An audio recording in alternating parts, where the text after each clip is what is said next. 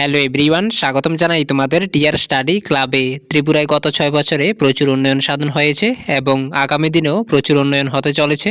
মাননীয় মুখ্যমন্ত্রীর বক্তব্যে এটা স্পষ্ট প্রকাশ পেয়েছে।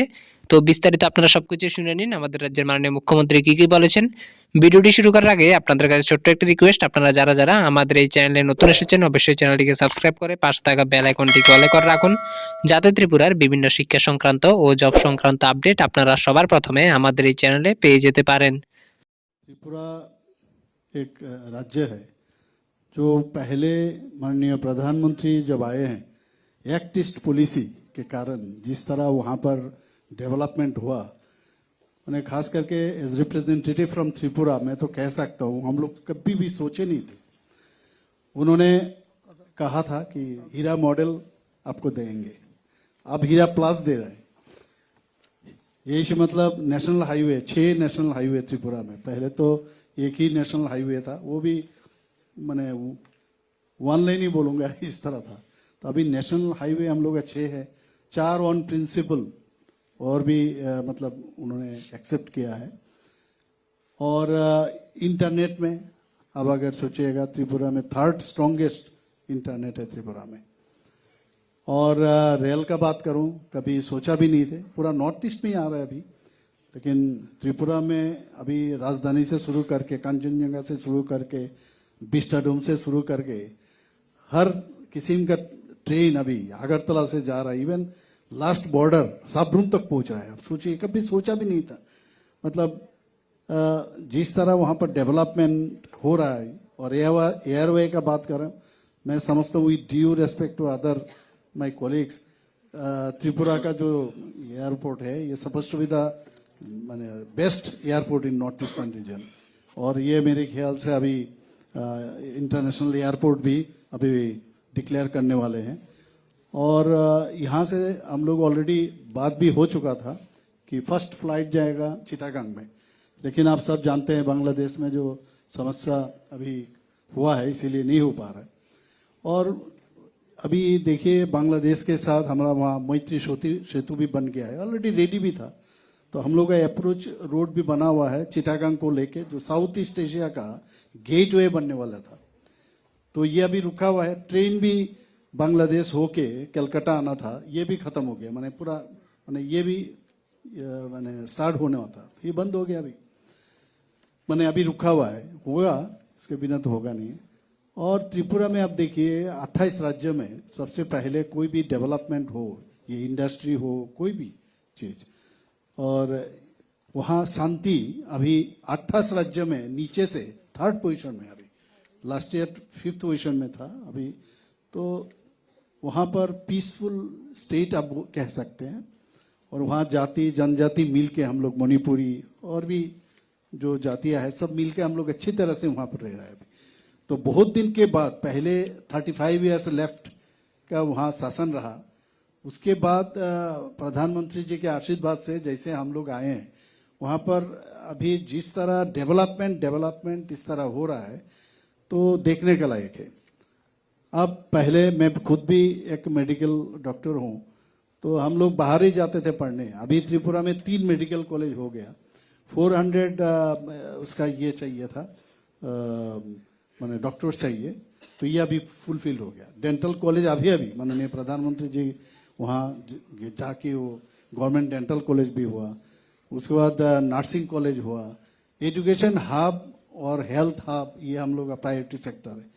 हॉर्टिकल्चर भी बोलिए, एग्रीकल्चर भी बोलिए, सभी चीज में हम लोग त्रिपुरा में जिस तरह भी डेवलप हो रहा है, जीएसडीपी काफी अच्छा वहाँ पर अभी आ रहा है। और जहाँ तक आपका वहाँ का खास करके एग्रीकल्चर हम लोग का मेन सेक्टर है। एग्रीकल्चर में काफ़ी बढ़ती हुई है, काफ़ी चीज़ में हम लोग आगे हैं अभी। तो मेरे ख्याल से त्रिपुरा में आने वाले दिन जो as a part of north eastern region, ये तो मैं समझता हूँ, जो माननीय प्रधानमंत्री जी हमेशा कहते हैं कि नॉर्थ ईस्ट जब तक डेवलप नहीं होगा तब तक हमारा देश भी डेवलप नहीं होगा, ये अभी दिखाई दे रहा है। और नॉर्थ ईस्ट में पहले भी आप देखें कितना हमेशा वहाँ पर टेररिस्ट का समस्या था, 12 कम से कम 12 एकॉर्ड हुआ है, जिसके कारण वहाँ शांति भी है। तो इसलिए मैं समझता हूँ। और पहले हम लोग बाहर जाते थे, त्रिपुरा कहाँ है, आसाम के साथ तो नहीं है, इस तरह पूछते थे आप। लेकिन अलग अलग स्टेट, सिक्किम, त्रिपुरा, नागालैंड, मिजोरम, मेघालय, सब अलग अलग पहचान उसमें आ गया। कल्चरली आप देखिए, ये हाट लगा हुआ है हमारा, 19 ट्राइब से वहाँ, उनका अलग अलग मतलब माने कल्चर, उनका अलग अलग माने सोचने का ढंग, उनका तैयार जो हम लोग का हैंडीक्राफ्ट, हैंडलूम इतना अच्छा है। तो मेरे ख्याल से इस तरह हम लोग आगे डेवलप करेंगे। बिल्कुल, चर्चा को आगे बढ़ाएंगे, लेकिन अभी जिसको कहते हैं ना कि पॉपुलर इमेजिनेशन में इस सारी इनिशिएटिव्स को लेके आना जरूरी है। तो तमांग साहब की इजाजत के साथ अब पहले मैं इनसे कॉनराड संगमा साहब से सवाल पूछना चाहूंगा, क्योंकि ये एक बहुत ही अलग काम कर रहे हैं जो नॉर्थ ईस्ट के सारे राज्यों में शायद इनका एडवांटेज है। वो है म्यूजिक लेड टूरिज्म को डेवलप करना। खुद भी चूंकि गाते भी हैं और गिटार भी बजाते हैं, तो इनको अंदाज है कि ग्लोबल लेवल पे टूरिज्म कैसे आजकल शेप हो रहा है। और उसमें जब लोग इमेजिन करते हैं तो कहते हैं कि साहब बड़ा इवेंट करना है तो दिल्ली, मुंबई, गोवा, बेंगलोर में करना पड़ेगा, लेकिन ये काफी कुछ कर रहे हैं। मैं बताऊं उसके पहले इन्हीं से सुनते हैं। संगमा साहब। Thank you, Sanjay ji. Before I come to the tourism and the music part, I just want to touch a bit on the discussion that was happening. And the first and the most primary reason why Northeast has the greatest potential for growth is the same reason why India has the potential of growth from the global aspect. If you look at the Western nations, whether it's in Europe or whether it's the US or even the Eastern countries like Japan, they have touched the peak of their growth. So the growths in those countries are at 2%, 1%, 3%. Similarly, if you look at India, if you look at the western part of Maharashtra, Gujarat, and even Tamil Nadu and other states, there is a very long history of economic growth in those areas. So therefore, the percentage of growth, the delta that we expect in these areas, is not going to be so high. Does that mean that they're not economically growing? It's not like that. But the potential, the delta of the growth is higher in India compared to the rest of the world, and it's higher in Northeast compared to the rest of the country. Like, for example, we expect that after India, the African continent is going to be the engine of growth for the global economy. So that's what is important for us to realize. And while we do that, we need to seize this opportunity at this correct time. And the reason is because of the political leadership we have. I really would like to thank our Honorable Prime Minister and obviously our donor minister and Government of India as a whole, that the kind of support we have received in the last 10 years in the overall infrastructural growth, in the overall cultural growth, tourism growth, agriculture, in all the sectors, we have seen that there's been a huge push to really bring out the potential that is there in the Northeast. Hence, if you look at the growth rate, for example, I'll just share with you my state's own growth rate. That, 6-7 years back, we were lingering around 8%, 7% growth rate. But in the last couple of years, we have been touching almost 15% in the GSDP growth rate. And that's happening because of the huge investments that are being made, the opportunity that exists right now, the kind of infrastructure that should have been there in the Northeast and should have been given, was not given in the past.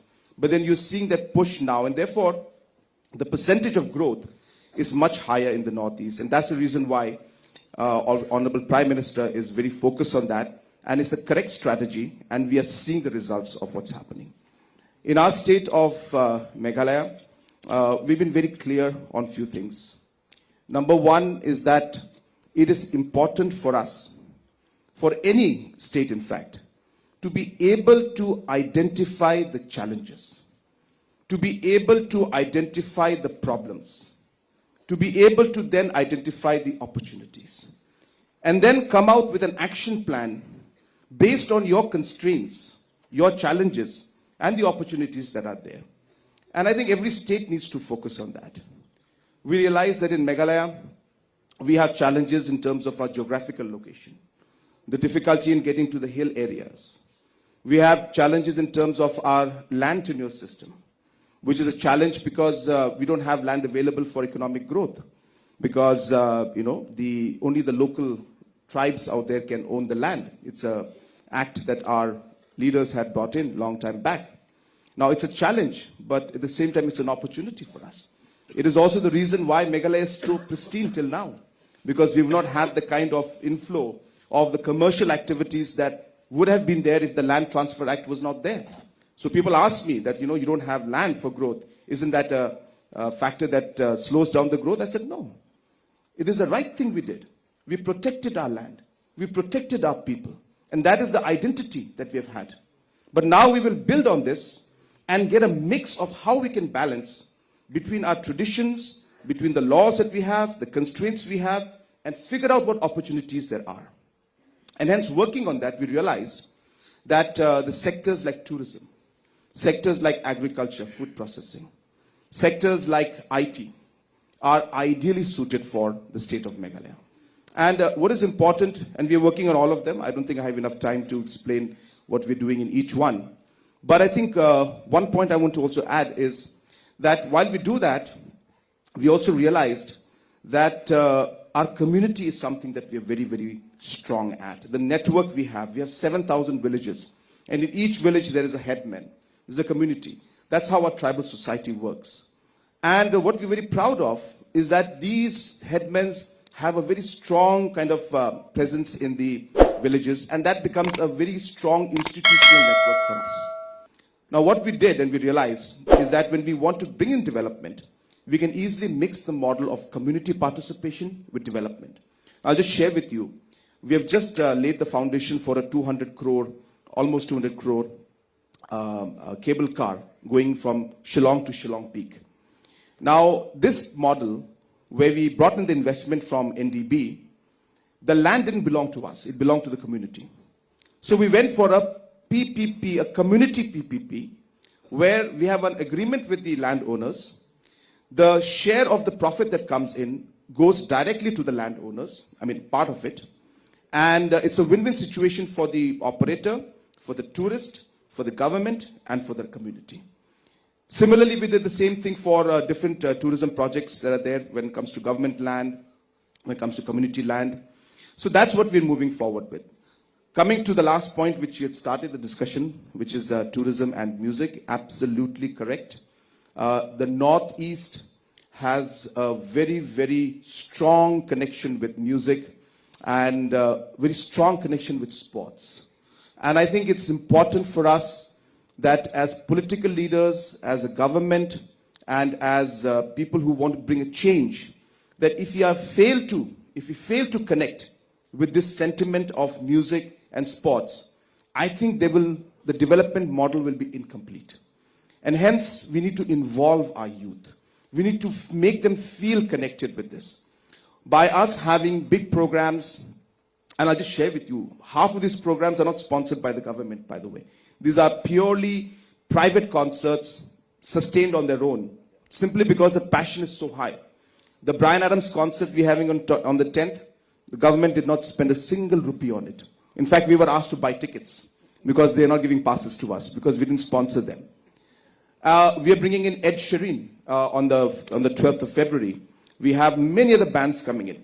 This is something and a strong way to involve the youth. We need to realize that India is young, the Northeast is even younger. Meghalaya is even younger. We have a very young population. And hence, if you don't connect with the sentiments of the youth and bring out these different passions that they have, especially sports and music, I want to talk about these two. Of course, culture in general, it is there. But sports and music is very powerful. And we really want to take it further and bring in other cultures, aspects. We want to bring in other arts aspect, movie, making, so on and so forth, we want to bring that out. So, yes, we have realized that potential and we wanted to connect it with tourism, and that's where we are now. And we are very hopeful that this will really yield big results for us. But while we do that, of course, we need all the support from Government of India. And just 1 minute more before you bring the mic too close. Sorry, it's an indication that I have to stop talking. But then as a rude politician, I'll intervene there. The last point I want to make is that we need the strong infrastructural connectivity. Very, very important. Government of India has focused on that, realized it and focused on it. I'm very thankful. And number two, what we need is exactly what we're doing right now. We need to talk to each other. We need to cooperate and coordinate among each other. We need to present ourselves, yes, as individual states, but also as a region that has got huge potential to engage with Southeast Asia, to engage with Bangladesh, BIMSTEC. I keep talking about this again and again. It's a great platform to mention this. But there's a strong need for Mizoram, Tripura, Meghalaya, and Assam to talk to Bangladesh together. There's a very important need for Assam and Arunachal to speak to Bhutan together. I know, I'm just going to take 1 second. No, not at all. Carry on. It's very important for that thing to happen because that's how we'll be able to really present a larger market, a larger production area. So that's very important for us. So I hope that this continues. I am very thankful to our leader, our dear friend, Shri Scindia ji, for having taken this initiative. And I really would like to request, sir, that this must continue. I hope we have more engagements because every time we come, there's just a talk straight away, and we don't engage with the stakeholders. I think it's very important to engage with stakeholders. It's important to engage with each other. So I think this should happen. I know Scindia Saab had mentioned that he wants Q&A, so I will not talk much now. There's much more to say, but I think Sanjay ji is again bringing the mic close to his mouth, so the third time I will not stop him anymore. So thank you so much. No, I must clarify, although TV anchors have this bad habit, but actually you gave me a cue where I thought you were kind of concluding, so I just picked up the mic, just to clarify. But what a fascinating narration that he has just laid out Sanjay before us. just to add in there, always remember in life that politicians never conclude.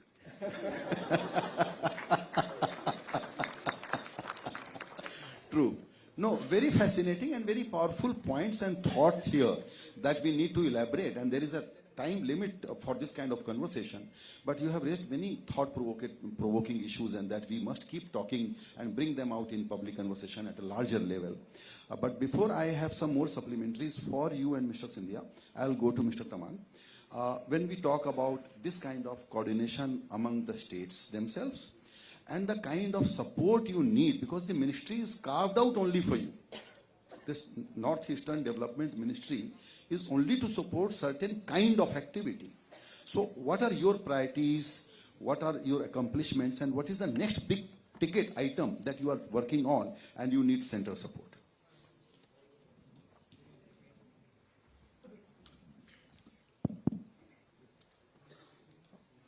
Thank you Sanjay जी।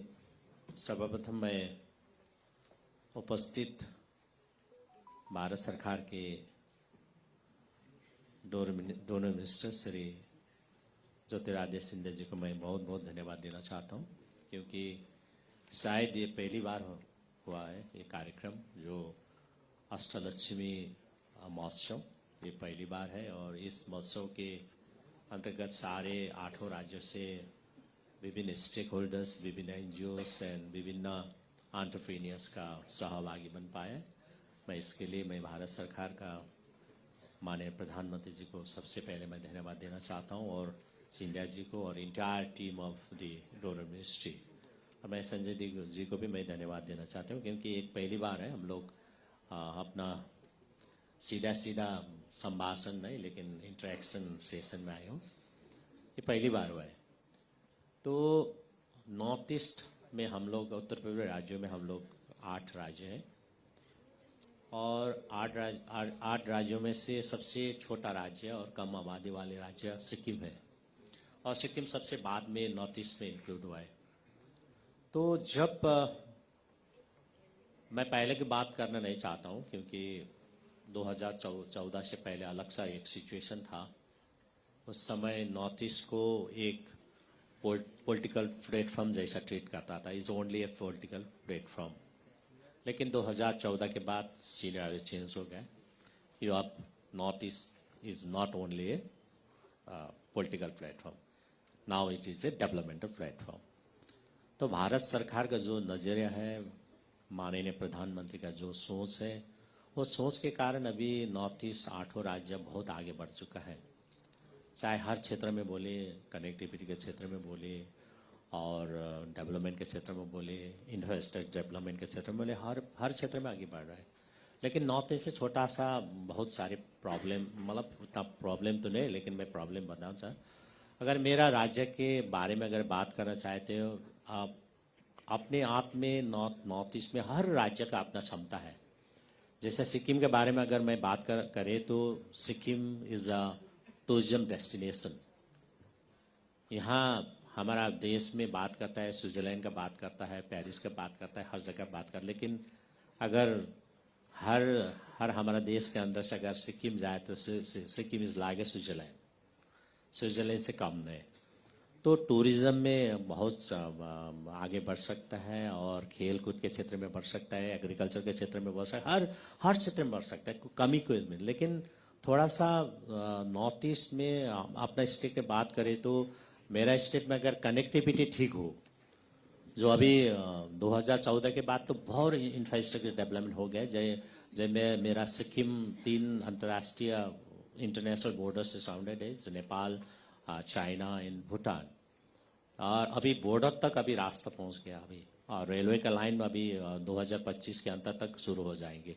अगर ये हो गया और road connectivity, air connectivity और railway connectivity ठीक हो तो अपने आप बूस्ट हो जाएंगे।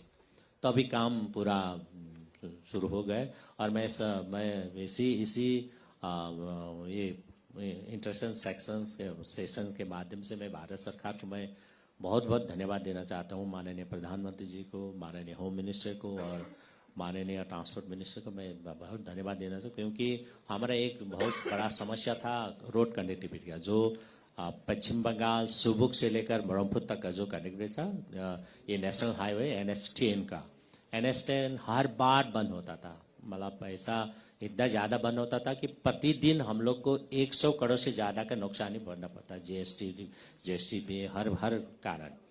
तो अभी सेंट्रल गवर्नमेंट ने ये रोड को NHAICL या सेंट्रल गवर्नमेंट को सौंपा दिया है, तो अभी काम हो गया।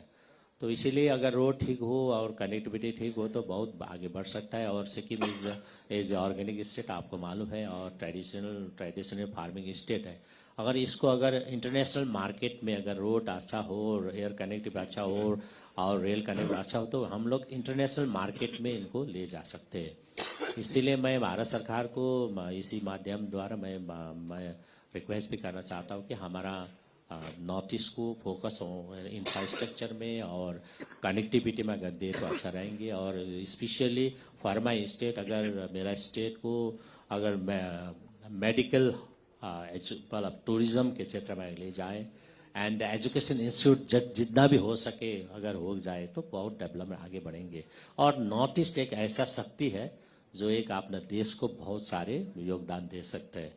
और मैं इसी माध्यम से, इसी जो इंटरेक्शन सेक्शन के माध्यम से मैं जितने भी हमारा एंटरप्रेन्योर्स मौजूद है और हमारा जितना भी NGOs भी मौजूद है, उनसे मैं अनुरोध भी करना चाहता हूँ, हम लोग आगे बढ़ के, बहुत आगे बढ़ के हम लोग जितना भी कार्यक्रम, ऐसा कार्यक्रम में भाग लेना चाहिए और अपना जितना भी प्रोडक्ट को बढ़ावा दे के मार्केट में लाएंगे तो हम लोग आगे बढ़ सकता है।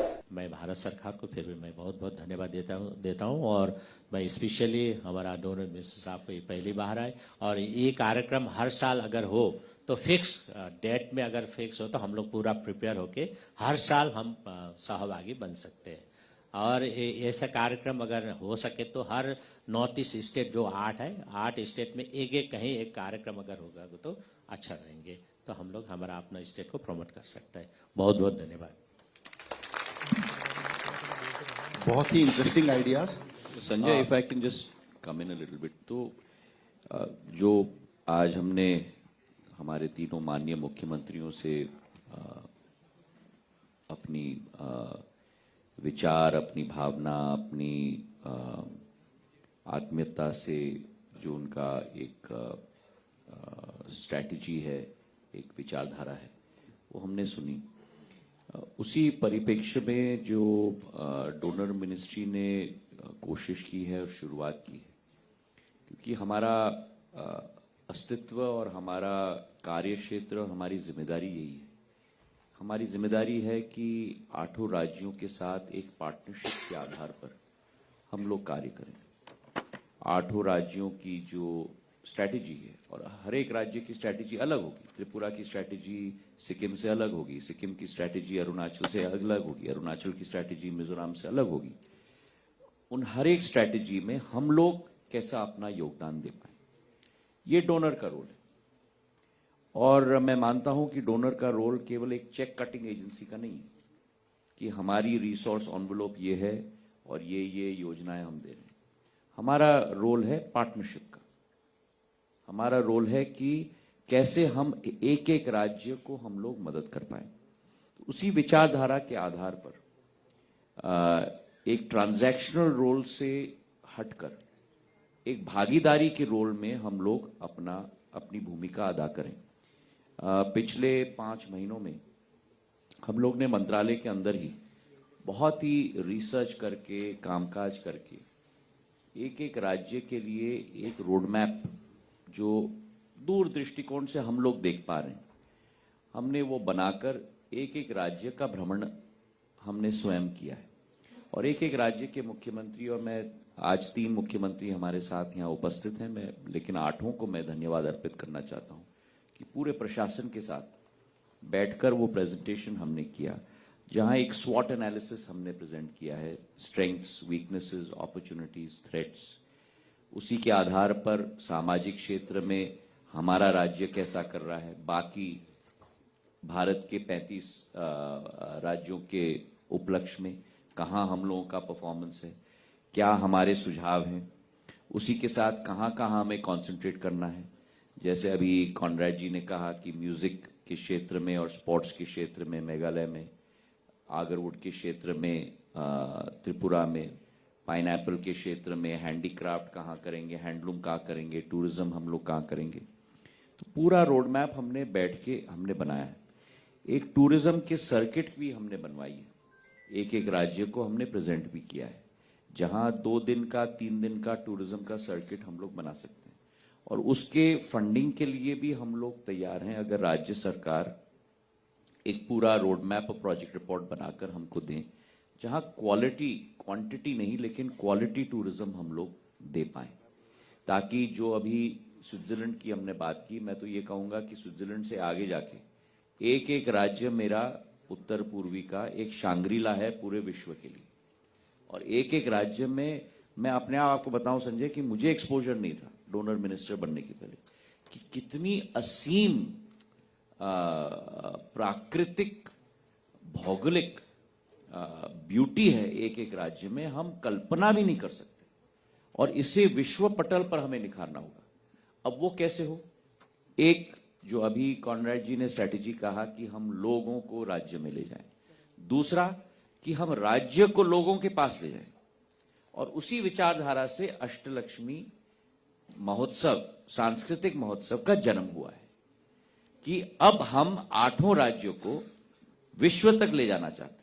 और कल के कार्यक्रम में केवल भारत के लोग उपस्थित नहीं थे, लेकिन कई विश्व के राजदूत उपस्थित थे, विश्व के लोग उपस्थित थे, ताकि ये एक्सपोजर हम लोग दे पाए।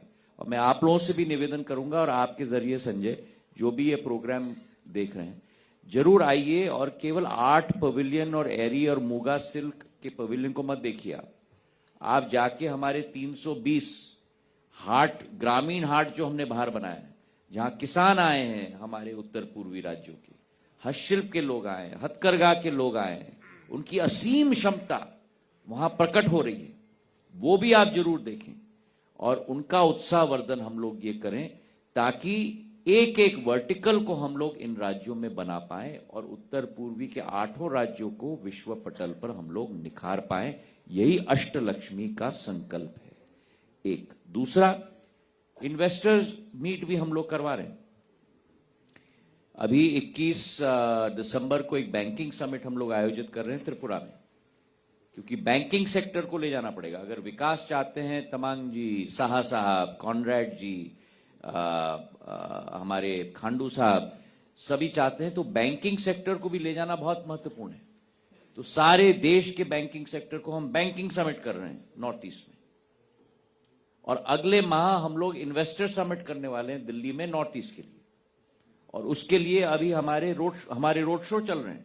जैसे एक राज्य का रोड शो चलता है, हम लोग पूरे नॉर्थ ईस्ट के लिए रोड शो कर रहे हैं। बेंगलुरु का हो गया, अभी हैदराबाद का हो गया। करीब करीब 18,000 करोड़ के एमओयू पर हस्ताक्षर भी हो चुका है। और आने वाले मुंबई के रोड शो में मैंने निवेदन किया है तीनों मुख्यमंत्री जी से कि मेरे साथ रहें। 16 तारीख को हैं, कॉनरेड जी और तमांग जी और साहा साहब से भी मैंने निवेदन किया है। बॉम्बे का रोड शो भी होगा, चेन्नई का रोड शो होगा, पूना का रोड शो होगा। उसके बाद हम लोग 2 अंतर्राष्ट्रीय रोड शो की भी सोच रहे हैं, लंदन का और दुबई का, ताकि पूरे विश्व को हम दिखाएं कि हमारी नॉर्थ ईस्ट में क्या क्षमता है। तो हमारा गेम प्लान है, हमारी स्ट्रैटेजी है। और मेरे नॉर्थ ईस्ट, ये केवल शाह साहब का या तमांग साहब का या कॉनरेड साहब का नॉर्थ ईस्ट नहीं है, हमारा नॉर्थ ईस्ट, इस हमारे नॉर्थ ईस्ट को विश्व पटल पर हम लोग निखारेंगे।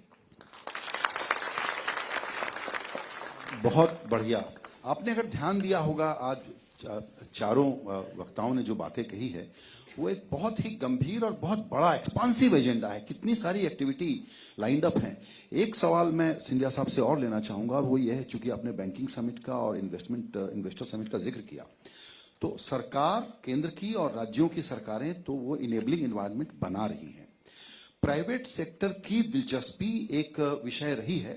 मैं ये तो नहीं कहूंगा कि वो चिंता का विषय रही है, लेकिन उनको नज करना एक बड़ा जरूरी सा काम रहा है। उनको लगता है कि आप सब कुछ परफेक्ट बना देंगे तब हम आकर के पैसा लगाएंगे।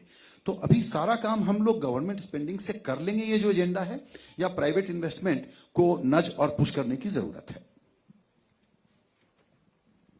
देखिए संजय, आपने बहुत महत्वपूर्ण प्रश्न किया। प्राइवेट सेक्टर का इन्वेस्टमेंट इन पैरेलल चलना चाहिए और वो चलेगा भी। उदाहरण के तौर पे बिग टिकट इन्वेस्टमेंट्स की हम लोग अगर बात करें तो 27,000 करोड़ का पहला सेमीकंडक्टर फैब लग रहा है नॉर्थ ईस्ट में, असम में, 27,000 करोड़ का। और उससे पूरे असम का नहीं, पूरे नॉर्थ ईस्ट के परिप्रेक्ष्य में वातावरण पूर्ण बदल जाएगा। जो व्याख्यान ताइवान की जाती है, कोरिया की जाती है, आने वाले दिनों में वो असम और नॉर्थ ईस्ट की जाएगी। और उसी के साथ अनेक क्षेत्रों में हम लोग सभी मुख्यमंत्रियों से बात कर रहे हैं, चाहे हस्तशिल्प हो, चाहे कृषि हो। हमारे बड़े बड़े कंपनीज कृषि के क्षेत्र में, पाम ऑयल की बात हो, निवेश ऑलरेडी वहां कर रहे हैं। एफएमसीजी के सेक्टर में निवेश कर रहे हैं। हाइड्रो पावर, आप अनुमान नहीं लगा सकते, 56,000 मेगावाट की क्षमता है हमारी नॉर्थ ईस्ट की। आज केवल हमारा टोटल प्रोडक्शन नॉर्थ ईस्ट में पावर का करीब 2,500 से 3,000 मेगावाट का है। इसलिए केंद्र सरकार ने कैबिनेट में ही 4,500 करोड़ की इक्विटी पार्टिसिपेशन की कैबिनेट नोट जारी किया है, 15,000 मेगावाट डेवलप करने के लिए नॉर्थ ईस्ट में।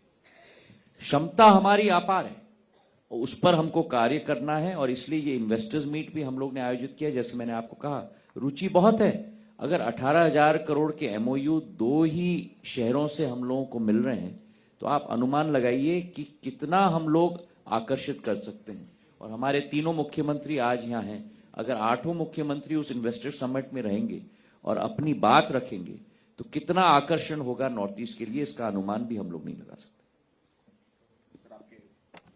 सर, आपके परमिशन से मैं भी 1-2 शब्द कहना चाहता हूं। सर, पहली बात इसमें यह भी है कि जो प्राइवेट इन्वेस्टमेंट के लिए भारत सरकार की तरफ से भी बहुत अभी पुश हुआ है। रिसेंटली जो उन्नति स्कीम आई है, जहां पे पूरा इन्वेस्टमेंट्स के लिए सब्सिडी, भारत सरकार ने बहुत अच्छा सब्सिडी उसमें रखा है। और उसी तरह स्टेट्स ने भी सब्सिडी अपनी तरफ से भी डाला है। फॉर एग्जाम्पल, हमारे स्टेट में ही, मेघालय में, हम लोग बिल्कुल मैचिंग ग्रांट दे रहे हैं। तो अगर भारत सरकार एक्स अमाउंट ऑफ सब्सिडी दे रही है, तो मेघालय ने भी वही सेम एक्स करके उसको 2x कर दिया है। तो ऐसे एक्चुअली पॉलिसीज हर स्टेट में बन रहे हैं और बननी चाहिए। और ये जो इन्वेस्टमेंट जो सिनेरियो है, ये जैसे कहा, जस्ट 4 दिन पहले ही हम लोगों ने भी हमारा तीसरा, आपको ये शायद मालूम नहीं होगा, लेकिन 6 साल पहले शिलोंग में, मेघालय में एक भी 5 स्टार होटल नहीं था।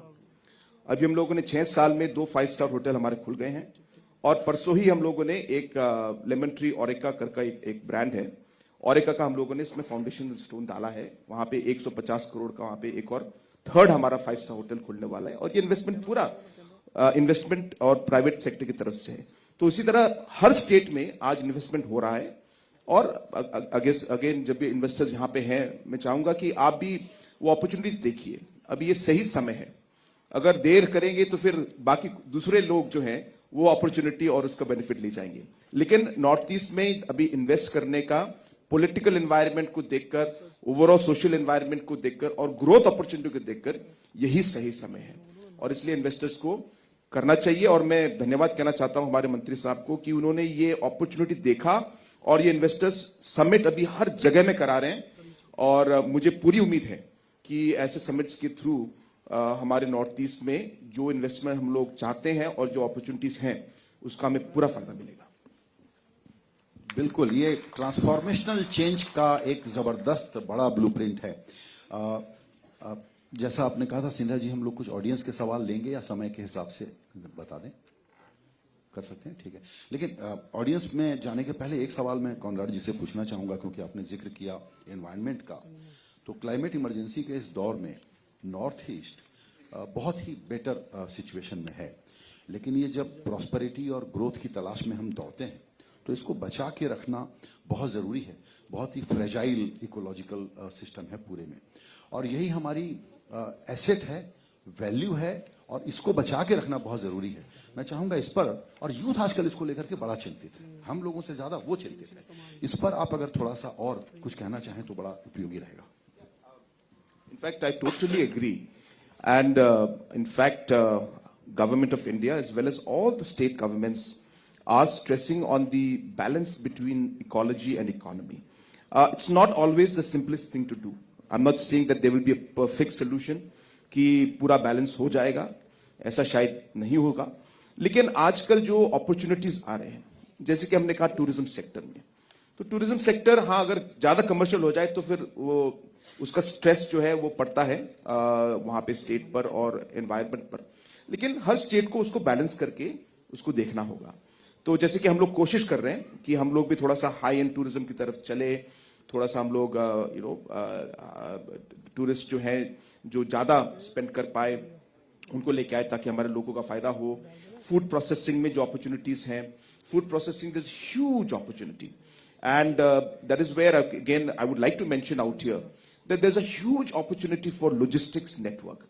You see, somebody needs to come from the private sector and set up a large network of food chain in terms of cold storage, in terms of different storages, the small aircrafts taking the products from one small runway to the major airports, putting up large systems and all this storage and cold storage in the airports. तो ऐसे sectors में अगर हम focus करें, और strength हमारे north east में इन्हीं चीजों का है। IT, for example, is going to be big. I'm very confident. Today we have an IT park in Shillong, and we are under tremendous pressure to open up a second one, which we have just done. And in matter of 3 years, we'll be having about we already have 3,000 seaters. We'll be having about 8,000 seaters of space, plug and play model, so that investors don't have to come in and invest. They just come in and plug and start working.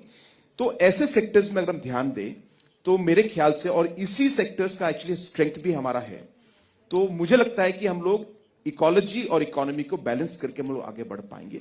थोड़ा सा हाँ यहाँ वहां एक दो चीजें हैं जहां पे हम लोग को, जैसे सिंधिया साहब ने भी कहा, hydro power, so totally renewable energy, green energy.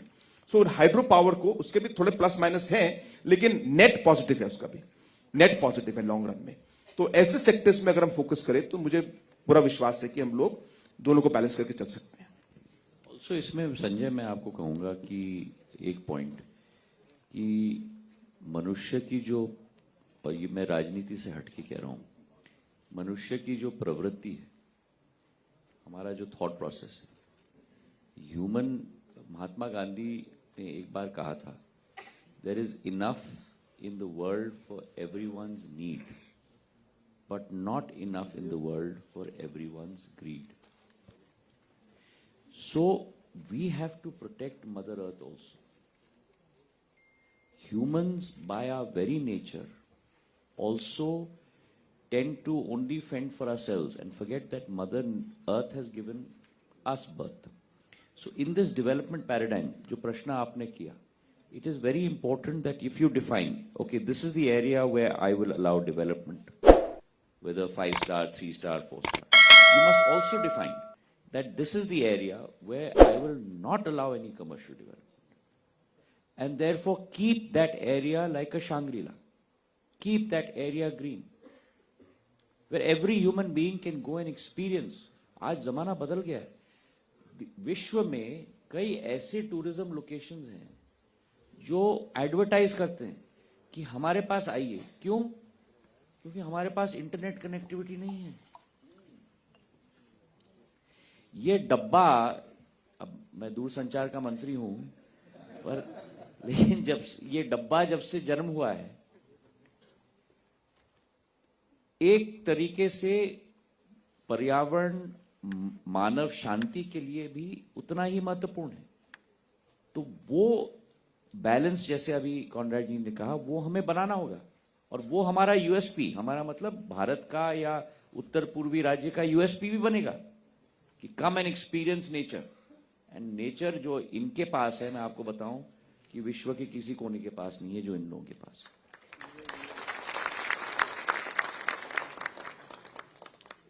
Scindia ji बताया नेचर के बारे में. एक डॉक्टर साहब थे हमारे यहाँ, अभी दिल्ली में रहते हैं, एमपी भी है, नाम नहीं लेना चाहता हूँ. उन्होंने कुछ दिन पहले अगरतला आए थे. कह रहे हैं आप लोग हमसे 10 साल ज्यादा जियोगे, क्योंकि दिल्ली का जो हालत है तो खाली पेड़ ही दिखोगे आप. त्रिपुरा में आपको जानकारी के लिए मैं कह रहा हूँ, कुछ दिन पहले, हमेशा ये कार्यक्रम हम लोग करते हैं, 5 मिनट में 6 लाख पेड़ हम लोग लगाए विद इन 5 मिनट्स, सभी पूरा त्रिपुरा में. जहां तक टूरिज्म का सवाल है, त्रिपुरा में कुछ दिन पहले मैंने इनोग्रेट किया हुआ एक डाल लेक है. हम लोग जानते हैं डाल लेक कश्मीर में. आप डुम्बुर में एक लेक है, वहां आप जाओगे, मैं सबको मैं इनवाइट करता हूँ, आप आओगे. आपको आप कहाँ, ये त्रिपुरा में ऐसा हो सकता है क्या? तो वहां मैंने इनोग्रेट किया. वहां पर 21 लॉग हट हमने वहां पर इनोग्रेट किया, और होम स्टे के लिए भी वहां पर स्टार्ट किया. और माता त्रिपुरेश्वरी मंदिर को तो आप जानते ही हो, और जिस तरह गवर्नमेंट ऑफ इंडिया ने हेल्प किया, तो इसको भी बहुत खूबसूरत से हम लोग इसको बना रहे. मैं सबको रिक्वेस्ट करूंगा वहाँ आइए. और वहाँ रिलीजियस एक टूरिज्म है. उसके बाद त्रिपुरा में आप देखिए, जैसे राजस्थान में चारों तरफ पानी, बीच में राजबाड़ी, तो त्रिपुरा में एक रुद्र सागर करके है, देखने का लायक है वहाँ. तो इस तरह आप ऊनो-कुटी, मतलब एक कम है एक कुटी से, तो ऊनो-कुटी में आप जाओगे तो वर्ल्ड हेरिटेज करके उसका भी लिस्टेड हुआ है. तो इस तरह बहुत सारा जगह है. उज्जैन तो पहले से वो देखने के लायक है. राजा महाराजा का माणिक्य डायनेस्टी के बारे में पूरा इतना खूबसूरत बनाया हुआ है. अभी होटल ताज के साथ हम लोग का ये हो रहा है, ऑलरेडी वहां पर भी एक 5-स्टार होटल है. लेकिन अभी इन्वेस्टर इस तरह आ रहे हैं हमारे यहाँ, और हम लोग काफी इन्वेस्टर्स पॉलिसी बनाए हैं, आगर पॉलिसी बनाए, बहुत सारा पॉलिसी हम लोग, जो माननीय मुख्यमंत्री जी सब बताए, हम लोग इस तरह काफी पॉलिसी हम लोग बनाए. यहाँ जो भी है हम बताएंगे, लोग आइए. और इंसेंटिव्स भी दे रहे हैं. और मैं समझता हूँ नॉर्थ ईस्ट जिस तरह आगे बढ़ रहा है, सब एकजुट, और बहुत अच्छा लगा सिंधिया जी जो कहा है, हम माने पार्टनर होना चाहते हैं, ये बहुत बड़ी बात है. और इस तरह अगर हम एक साथ, ये 8 राज्य अगर हम एक साथ काम करें, जो माननीय प्रधानमंत्री जी कहते हैं, जो नॉर्थ ईस्ट डेवलप नहीं होगा तो इंडिया भी डेवलप नहीं होगा, ये सही मायने में आने वाले दिन वो दिखाएगा. सबको नमस्कार. जो बहुत बड़ा पैराडाइम चेंज है, पहले का लैंग्वेज था जिसको हम लोग बिल्कुल पसंद नहीं करते थे, वो था कि पैट्रोनाइजिंग टोन में बात करना. और अब की जो सरकार है 10 साल से, जैसा इन्होंने अभी लफ्ज पॉइंट आउट किया कि हम पार्टनरशिप की लैंग्वेज में बात कर रहे हैं, जो दिल्ली है वो पार्टनरशिप की लैंग्वेज में बात कर रही है। दरअसल दिल्ली ने किनारा करके रखा हुआ था, नॉर्थ ईस्ट तो हमेशा ही मेन स्ट्रीम रहा है, ये इंपॉर्टेंट बात है। सिंधिया जी, आप ये सारी चर्चा आपने सुना, हिंदी अंग्रेजी में हो गई, लेकिन अब तमांग साहब भी यहाँ हैं चुकी, तो उनके जरिए सिक्किम के लोगों को कुछ और कहना हो और वो आपको नेपाली में कहना हो तो क्या कहेंगे?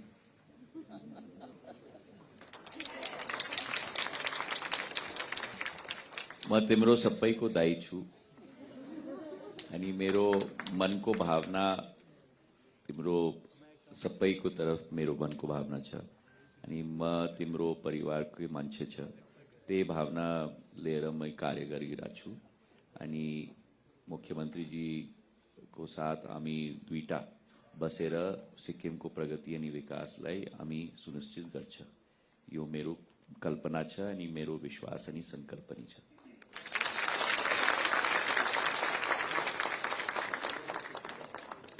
अब हम लोग ऑडियंस से कुछ सवाल लेना चाहेंगे। सिंधिया जी ने मुझे वक्त की मर्यादा बताई थी 1 घंटा, जो करीब करीब हो गया है, फिर भी कुछ सवाल लेते हैं। जी, माइक होगा या आपने सवाल लिख के ले लिए? ओके, चलें, अगर उनको आप माइक दे दें।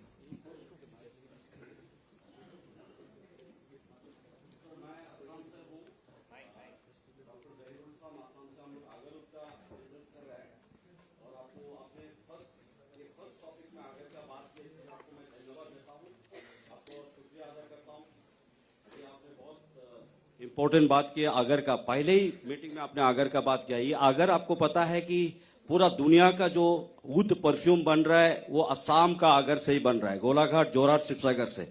हम लोग का ये बहुत बड़ा एक बिजनेस है, अपॉर्चुनिटी है। इतना साल हम लोग इसको दूसरा तरीका से पूरा दुनिया का मार्केट को लेके रखा था।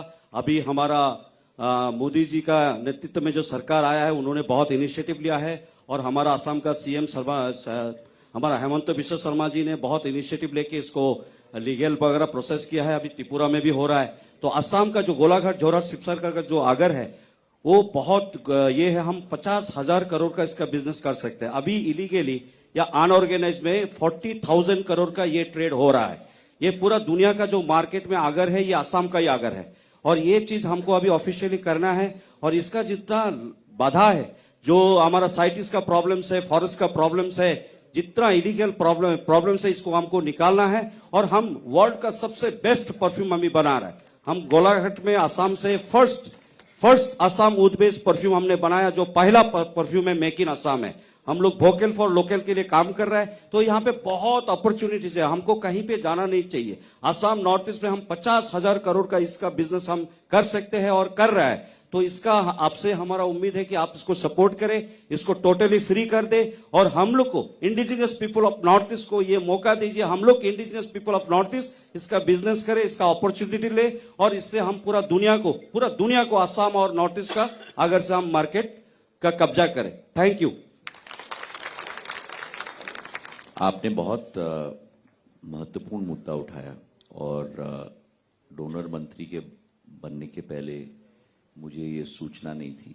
अगर 1 यूनिट आगर ऊद का आप लो, वो आज सोना या चांदी से भी 10 गुना ज़्यादा कीमती है।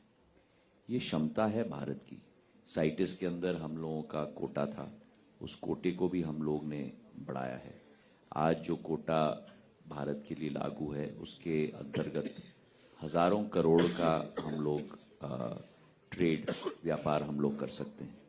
पर इस क्षेत्र को केवल ऑर्गेनाइज और लाइसेंस और कोटा बढ़ाने की बात नहीं है। बात यह है, मैं आपको कहूं, और वो आगरवुड से लगा हुआ है, वो हॉर्टिकल्चर के साथ लगा हुआ है, वो हैंडीक्राफ्ट, हैंडलूम के साथ लगा हुआ है। आज क्या होता है कि जो हमारे लोगों की क्षमता है, चाहे वो बुनकर हो, चाहे हॉर्टिकल्चरिस्ट हो, उनको आप पूरा वैल्यू चेन बनाओ। या तो आप पाइनएप्पल की बात करो, या मोगा या एरी सिल्क की बात करो, या आगर की बात करो। उन लोगों को जो मेहनत मशक्कत करते हैं और पीढ़ियों से, ये पूर्वजों से विरासत में उनको मिली है, उनको उस पूरे वैल्यू चेन का केवल 5 या 10% मिलता है। बाकी 90% वैल्यू चेन बाकी इंडस्ट्री ले जाती है। हमारा लक्ष्य होना चाहिए, और यही मैंने हमारे प्रदेश शासनों से भी निवेदन किया है कि साथ में मिलकर काम करना चाहिए कि उस वैल्यू चेन का सबसे बड़ा भाग हमारे स्थानीय लोगों को मिलना चाहिए, ताकि उनकी आमदनी हम लोग बढ़ा पाएं। तो पूरा वैल्यू चेन हमको लाना पड़ेगा वहां, और हमारे ग्रोअर्स को, हैंडीक्राफ्टर्स को, आगरवुड के प्रोड्यूसर्स को उस वैल्यू चेन का भाग बनाना पड़ेगा। और इसके विषय पर मेरे दिमाग में भी बहुत सारे सुझाव हैं, जिस पर हम लोग सभी मंत्रियों, मुख्यमंत्रियों के साथ मिलकर कार्य करें।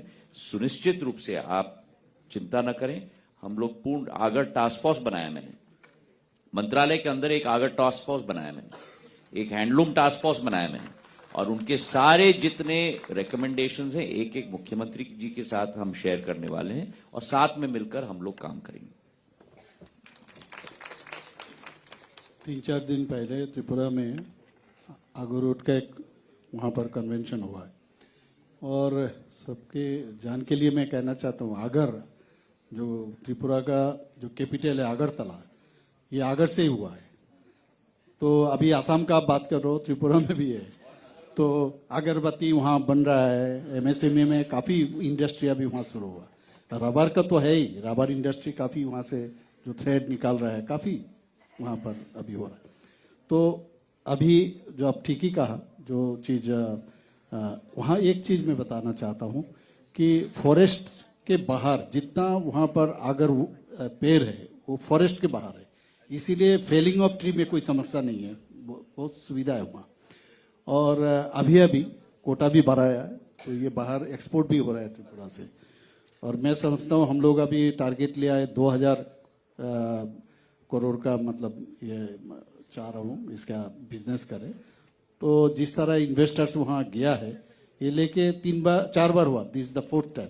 आप भी गए होंगे शायद, ये आपका कोई, अच्छा तो आप तो पार्टनर ही हो, तो काफ़ी मूव भी हुआ है। और मैं समझता हूँ इसको लेके वो जेम जो हमारे सिंधिया जी ने कहा है, ये गोल्ड से भी ऊपर है।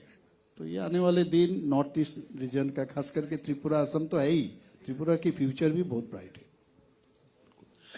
एक सवाल पूछा है नीलमणि बर्मन ने, कहाँ है?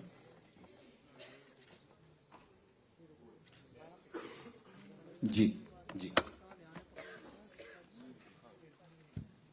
माइक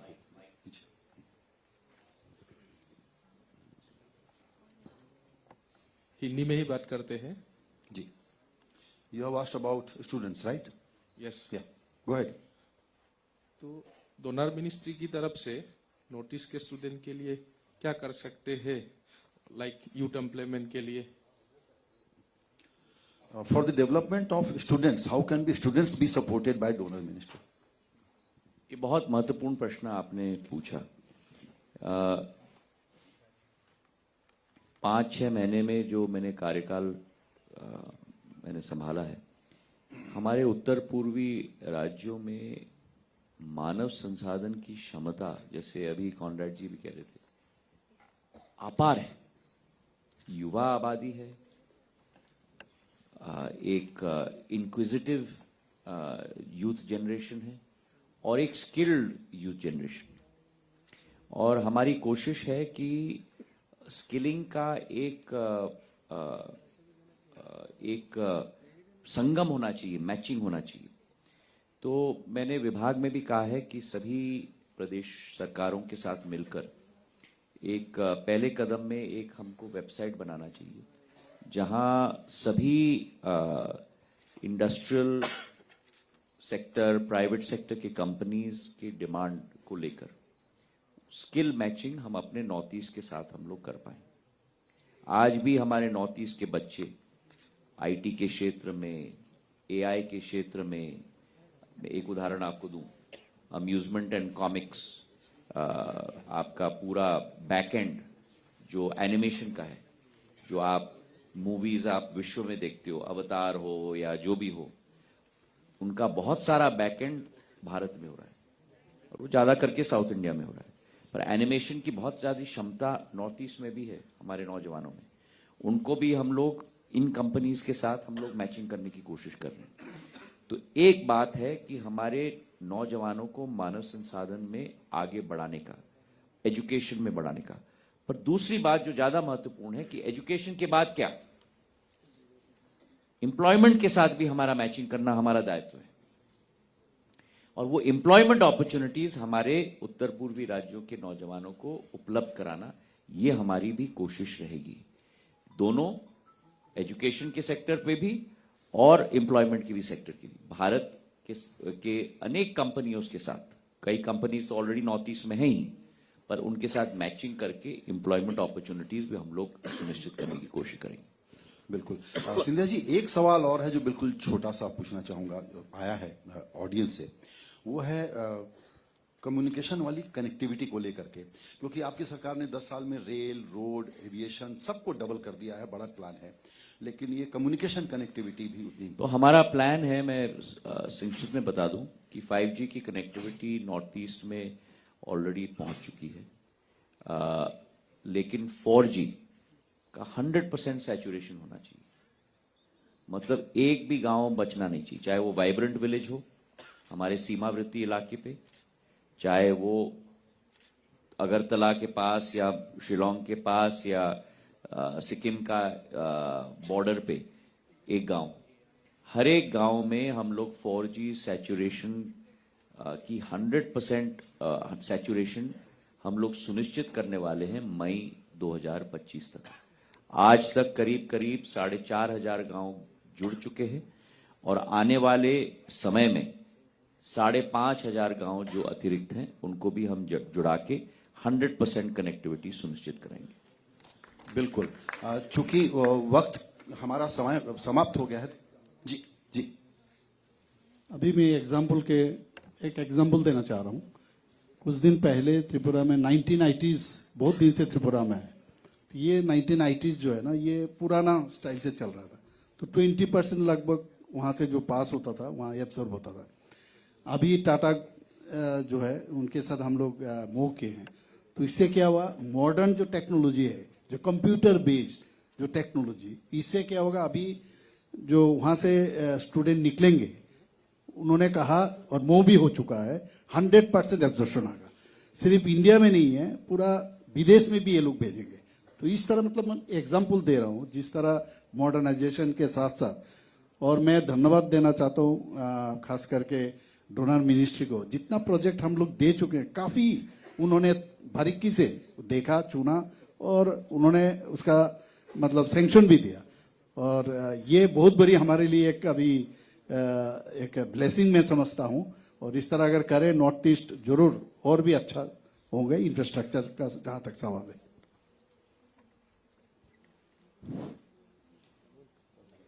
सिंधिया जी, एक मंत्री हैं नागालैंड के यहाँ, मिस्टर स्लोवा, वो एक सवाल पूछना।